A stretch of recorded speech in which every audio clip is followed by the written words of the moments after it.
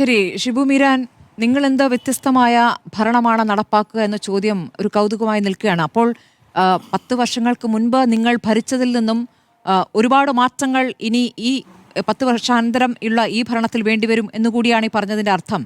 ഈ 10 വർഷത്തെ പിഴവുകൾ, LDF കാലത്ത് ഉണ്ടാക്കിയിരുന്ന പിഴവുകൾ, അതിൽ നിന്ന് ഒരു പാഠം ഉൾക്കൊള്ളുമ്പോൾ നിങ്ങൾക്കും ഒരുപാട് മാറാനുണ്ടാകും. ആ മാറ്റം എങ്ങനെയാണ് നിങ്ങൾ ആലോചിച്ചു വച്ചിരിക്കുന്നത്?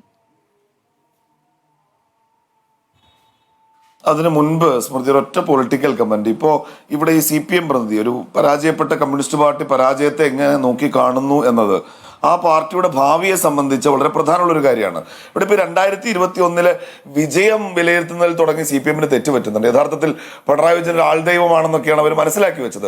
കോവിഡും പ്രളയവും 2 ഡിസാസ്റ്ററുകളെ മാനേജ് ചെയ്തതിൽ ഉണ്ടായ വൈകാരികമായ ഒരു ക്യാപിറ്റലിൽ നിന്നാണ് ആ ഗവൺമെന്റ് രൂപപ്പെട്ടു വരുന്നത്. കൽപ്പറ്റ നാരായണ മാഷ് തുപ്പാൻ മറന്ന കാലം എന്നാണ് ഈ കോവിഡ് കാലത്തെ വിളിച്ചത്. മാഷിന്റെ ഒരു കവിത എങ്ങനെയാണ്: തുപ്പാൻ മറന്ന കാലത്ത് അമൃതാണെന്ന് കരുതി തൊണ്ടക്കുഴിയിൽ നിന്ന് നാം താഴേക്ക് ഇറക്കിയത് വിഷമായിരുന്നു എന്നാണ്. അതൊരു പൊളിറ്റിക്കൽ കവിതയാണ്. ആ കാലത്ത് കേരളം താഴേക്ക് ഇറക്കിയ കൊടിയ വിഷമായിരുന്നു രണ്ടാം പിണറായി സർക്കാർ എന്ന് ബോധ്യപ്പെടുത്ത ഒരു സന്ദർഭത്തിൽ ജനങ്ങളുടെ ഒരു താക്കീതിന്റെ മുൻപിലാണ് ഇപ്പോൾ ഇവിടെ കമ്മ്യൂണിസ്റ്റ് പാർട്ടി നിൽക്കുന്നത്. ഞാൻ ആ പാർട്ടിയെ തിരുത്താൻ ഒറ്റ കാര്യം പറയുന്നുള്ളൂ. ഇന്ന് മെയ് മാസം 4-ാം തീയതിയാണ്. വടകരയിലെ വള്ളിക്കാട് റോഡിലെ സഖാവ് TP ചന്ദ്രശേഖരന്റെ രക്തസാക്ഷി കുടീരത്തിൽ ഇങ്ങനെ 2 വരി കവിതയുണ്ട്: വീണതല്ലിവൻ വീണ്ടും ഉയർക്കുവാൻ വിത്തുപോലെ മറഞ്ഞിരിപ്പുണ്ടവൻ എന്നാണ്. ആ കവിതയും ആ രക്തസാക്ഷി കുടീരവും നൽകുന്ന സന്ദേശം കേരളത്തിലെ കമ്മ്യൂണിസ്റ്റ് പാർട്ടിക്ക് മനസ്സിലാകുമെങ്കിൽ മാത്രമേ നിങ്ങൾക്ക് കേരളത്തിന്റെ രാഷ്ട്രീയ ഭാവിയിൽ തിരുത്താനും മുന്നോട്ട് പോകാനും കഴിയൂ എന്ന് വിശ്വസിക്കുന്ന ഒരാളാണ് ഞാൻ. 10 വർഷങ്ങൾക്ക് മുൻപ് ഞങ്ങൾ ഭരിച്ച കാലവും ഇപ്പോഴത്തെ ഈ കാലവും തമ്മിലുള്ള വ്യത്യാസം ഞങ്ങൾക്ക് നല്ല ബോധ്യമുണ്ട് സ്മൃതി.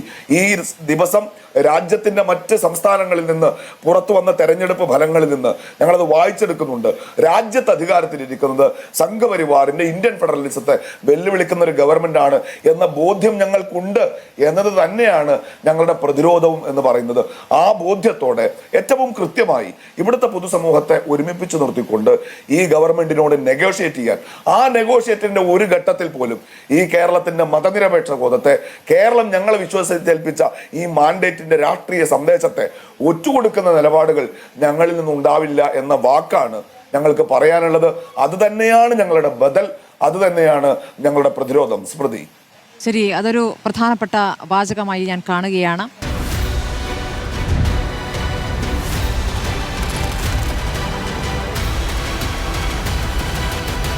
ഡിബേറ്റ് വിത്ത് സ്മൃതി പരുത്തിക്കാട്.